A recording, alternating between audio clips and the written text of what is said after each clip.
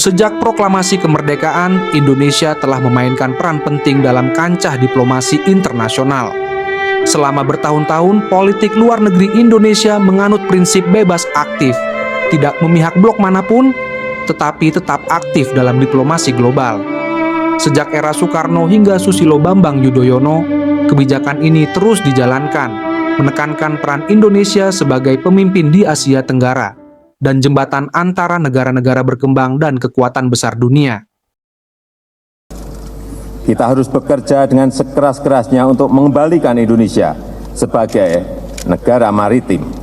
Ketika Joko Widodo dilantik sebagai Presiden ke-7 Republik Indonesia pada tahun 2014, arah diplomasi berubah.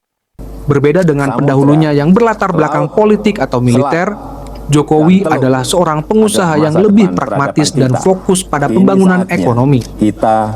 Di bawah kepemimpinannya, diplomasi Indonesia bukan hanya masalah politik dan keamanan, tetapi juga investasi, perdagangan, dan kedaulatan maritim. Visi baru ini membuka babak baru dalam peran Indonesia di panggung internasional. Bisa kembali lagi membahana. Salah satu kebijakan terbesar Jokowi dalam diplomasi adalah poros maritim dunia. Sebuah visi untuk menjadikan Indonesia sebagai pusat perdagangan dan keamanan maritim global. Sebagai negara kepulauan terbesar di dunia, Indonesia memiliki posisi strategis di jalur pelayaran internasional. Selama bertahun-tahun, potensi ini belum sepenuhnya dimanfaatkan, dan Jokowi ingin mengubahnya. Poros maritim dunia bertumpu pada 5 pilar utama. 1. Keamanan maritim untuk melindungi kedaulatan Indonesia di laut. Kedua, konektivitas maritim dengan membangun pelabuhan dan tol laut. 3. Diplomasi maritim dalam menyelesaikan penyelesaian perbatasan. Keempat, ekonomi maritim dengan mengembangkan sektor perikanan dan pariwisata bahari. Kelima, budaya maritim untuk menghidupkan kembali identitas Indonesia sebagai bangsa maritim. Dengan strategi ini, Jokowi memperkuat pengaruh Indonesia di kawasan Indo-Pasifik dan mempertegas peran negara dalam geopolitik global. Di era Jokowi, hubungan Indonesia dengan kekuatan besar dunia semakin dinamis. Tiongkok. Sebagai mitra dagang terbesar Indonesia, Tiongkok menjadi sumber investasi utama dalam pembangunan infrastruktur.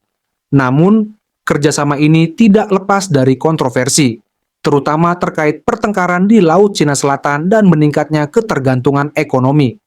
Diplomasi Indonesia berusaha menyeimbangkan manfaat ekonomi dengan kepentingan nasional. Dengan Amerika Serikat, hubungan berfokus pada perdagangan dan kerjasama keamanan.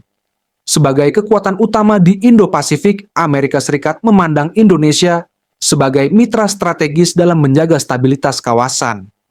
Namun, ada tantangan dalam perbedaan pandangan, terutama terkait isu demokrasi dan HAM. Jepang tetap menjadi investor utama di sektor infrastruktur dan industri. Hubungan dengan Eropa berkembang dalam kerjasama ekonomi hijau, perdagangan bebas, dan kebijakan lingkungan. Jokowi tidak memilih berpihak. Sebagai pemimpin yang pragmatis, ia menjalin hubungan dengan semua kekuatan global yang menguntungkan Indonesia. Sebagai negara terbesar di Asia Tenggara, Indonesia memiliki peran penting di ASEAN. Di era Jokowi, Indonesia aktif dalam ketegangan menengahi di Laut Cina Selatan, mendorong kerjasama ekonomi regional, dan memastikan ASEAN tetap relevan dalam geopolitik global. Di kancah dunia, Indonesia juga semakin diperhitungkan. Sebagai anggota G20 dan Dewan Keamanan PBB, Indonesia menjadi suara bagi negara-negara berkembang, terutama dalam isu ekonomi global dan perubahan iklim. Jokowi memahami bahwa diplomasi bukan hanya soal politik, tetapi juga ekonomi. Dengan visi diplomasi ekonomi, ia mendorong investasi asing masuk ke Indonesia untuk mempercepat pembangunan infrastruktur, jalur kereta cepat, tol laut, kawasan industri, dan teknologi hijau menjadi daya tarik bagi investor global. Perjanjian perdagangan baru dengan berbagai negara membuka peluang ekspor dan meningkatkan daya saing Indonesia di pasar dunia. Tidak semua kebijakan luar negeri Jokowi berjalan tanpa kritik. Ketergantungan pada investasi Tiongkok menimbulkan kekhawatiran tentang dominasi ekonomi asing. Sementara itu, sikap hati-hati Indonesia dalam isu HAM, seperti konflik di Myanmar atau Xinjiang, membuat beberapa pihak berkomitmen Indonesia terhadap nilai-nilai demokrasi global. Meski demikian, Jokowi tetap teguh pada pendekatan pragmatis, menjaga keseimbangan antara kepentingan nasional dan hubungan internasional. Di era Jokowi, diplomasi Indonesia memasuki babak baru. Dari visi poros maritim dunia hingga diplomasi ekonomi yang agresif, Indonesia semakin diperhitungkan di kancah internasional.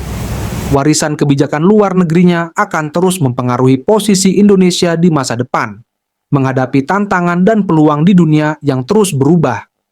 Indonesia tidak hanya menjadi pemain regional, tetapi juga kekuatan yang diperhitungkan di kancah global.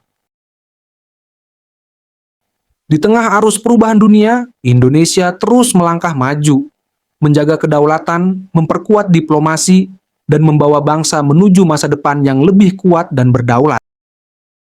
Ayo dukung channel kami dengan menekan like, komen, dan subscribe untuk kisah inspiratif lainnya.